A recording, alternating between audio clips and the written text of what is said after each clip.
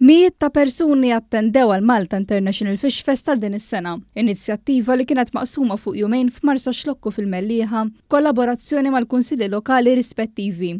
Kull min attenda żewġ attivitajiet gawda minn bejħ ta' ħut, tissir u promozzjoni ta' ikel tradizzjonali b'ħut li jkun maqbud fi bħra lokali bħal spnot, awrat, ton u lampuki, fost oħrajn flimkien ma' numru ta' stands informattivi u edukattivi. Din l-inizjattiva ospitat numru ta' artisti lokali bilan li fl-istess ħin jipprovdu divertiment għal residenti u turisti ta' kull età. Il-Ministru għat-Turiżmu Clayton Bartolo saħaq kif dan il-festival u turija ċara ta' kemm pajjiżna kapaċi jesponi l-akwakultura reputabbli tiegħu ma' kulħadd. Huwa spjega li minkejja li pajjiż żgħir, il-Gżejjer Maltin huma sinjuri fil-kultura u tradizzjonijiet u dan il-festival tal-ħut fin-nofsinhar u tramuntana ta' Malta kien mezz li bih jintwera l-prodott tant tajjeb li kapaċi jiġi offrut għal kull min jiġi f'pajjiżna.